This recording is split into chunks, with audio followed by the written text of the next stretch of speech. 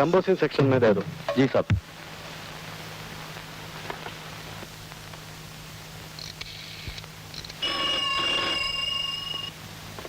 Hello, ഇവിടെ പോലീസേ, തനിക്ക് എന്താണ് അവിടെ പണി? അത് കൊള്ളാം. ഇനിയല്ലേ പണി മുഴുവൻ കിടക്കുന്നേ. എപ്പോഴാ ഇങ്ങോട്ട് വരുന്നേ? ഇന്ന് വേണ്ടടോ, നമുക്കിന്നൊരു നാടകത്തിന് പാ. നാടകോ? ആ, ഞാൻ ഇറങ്ങുവാ. നേരെ വീട്ടിൽ ചെന്നൊന്ന് കുളിച്ച് ഫ്രഷായി ലളിതയും കൂട്ടി ഞാനങ്ങ് വന്നേക്കാം. താൻ റെഡിയായിരുന്നോണം. ആ ശരി. ആ, പിന്നെ ഒരു കാര്യം, രാത്രി ശാപ്പാട് എന്റെ വീട്ടിൽ. ശ്രീമതിയെ പരിചയപ്പെടുത്തി തരാം. പക്ഷെ ഒരു കണ്ടീഷൻ, നമ്മുടെ ഈ ഇടപാടുകളൊന്നും അവൾ അറിയരുത്. ആളൊരു പേടിത്തൊണ്ടിയാ. ആ, നീ വേണ്ട റെഡിയാ. ആ ശരി, okay.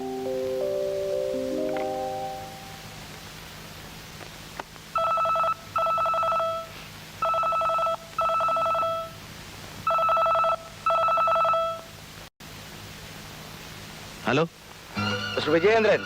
Yes. I am Robert. ഞാൻ ഇന്നൊരു കൊലപാതകം ചെയ്യാൻ പോവുകയാണ്. നിന്റെ സുഹൃത്ത് സുകുമാരനെ രക്ഷിക്കാമെങ്കിൽ രക്ഷിച്ചോ. Just for a challenge. No Robert, Robert please. Robert please.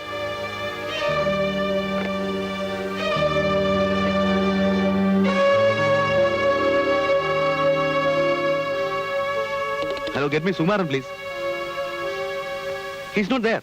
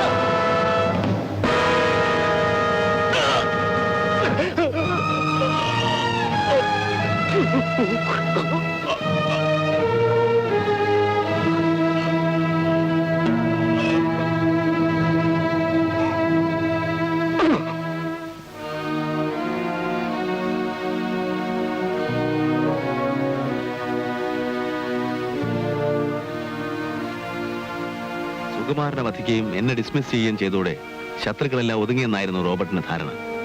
പക്ഷേ അവന്റെ അധപ്പതനം അന്ന് തന്നെ തുടങ്ങിയെന്ന കാര്യം വളരെ വൈകിയാണ് അവൻ അറിഞ്ഞത്.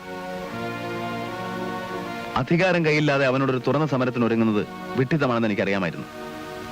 ഒളിഞ്ഞും മറഞ്ഞും അവനോടുള്ള രഹസ്യ സമരം ഞാൻ തുടർന്നു. അവന്റെ പ്രധാന അസിസ്റ്റന്റായിരുന്ന ജഗദീഷിനെ ഞാൻ കയ്യിലെടുത്തു. പ്രലോഭനങ്ങൾ കൊടുത്ത് പ്രോത്സാഹിപ്പിച്ചു. ഫലം ഞാൻ ഉദ്ദേശിച്ചു തന്നെയായിരുന്നു. സംഘം രണ്ടായി പിളർന്നു. പരസ്പരം കടിച്ചു കയറുന്ന രണ്ട് സംഘങ്ങൾ. റോബർട്ട് പിന്നെ വളർന്നില്ല. എങ്കിലും അവന്റെ രാഷ്ട്രീയ സ്വാധീനം കൊണ്ട് പിടിച്ചു നിന്നു. അവനെ സഹായിച്ചിരുന്ന ആഭ്യന്തരമന്ത്രി 6 മാസം മുമ്പ് മന്ത്രിസഭയിൽ നിന്ന് പുറത്തായതോടെ റോബർട്ട് പിന്നെ നിൽക്കക്കളിയില്ലാതായി. സർക്കാർ അവന്റെ തലയ്ക്ക് 2 ലക്ഷം രൂപ വരെ വില പറഞ്ഞു. എല്ലാം നശെങ്കിലും കോടിക്കണക്കിന് രൂപ വില വരുന്ന രത്നങ്ങളുടെ ഒരു ശേഖരം തന്നെ അവന്റെ കൈവശം ഉണ്ടായിരുന്നു. ഒളിച്ചോടി കേരളത്തിലെത്തി ഇവിടെ നിന്ന് ഏതെങ്കിലും വിദേശ രാജ്യങ്ങളിൽ കടക്കാനായിരുന്നു അവന്റെ പരിപാടി. കേരളത്തിൽ അവൻ എത്തുമെന്ന് ഇവിടുത്തെ പോലീസിന് ഇൻഫർമേഷൻ കൊടുത്തത് ഞാനാണ്. ആ മരണപ്പാച്ചിലിനിടയ്ക്കാണ് അവൻ ലളിതയുടെ വീട്ടിൽ വന്ന് കയറിയത്. A strange coincidence. രത്നങ്ങളടങ്ങിയ ആ ബ്രീഫ് കേസ് തിരികെ കിട്ടാതെ അവനൊന്നും ചെയ്യാനാവില്ല. പണമില്ല, സഹായിക്കാൻ ആരുമില്ല. അത് തിരികെ കിട്ടാൻ അവൻ എന്ത് മാർഗവും പ്രയോഗിക്കും. പേടിക്കാനൊന്നുമില്ല. നേരിട്ടൊരു ആക്രമണത്തിന് തൽക്കാലം റോബർട്ട് മുതിരുകയില്ല. പക്ഷേ നമ്മൾ സൂക്ഷിച്ചിരിക്കണം. അസാധാരണമായിട്ട് എന്തുണ്ടായാലും എന്നെ അറിയിക്കണം. അപരിചിതരെ ഒന്നും വിശ്വസിക്കരുത്, എന്നെ ഒഴിച്ച്. ഞാൻ പോട്ടെ. ശരി, ഞാൻ നാളെ അങ്ങോട്ട് വരാം. പിന്നെ തൽക്കാലം മേനോ സാറോടൊന്നും പറയണ്ട.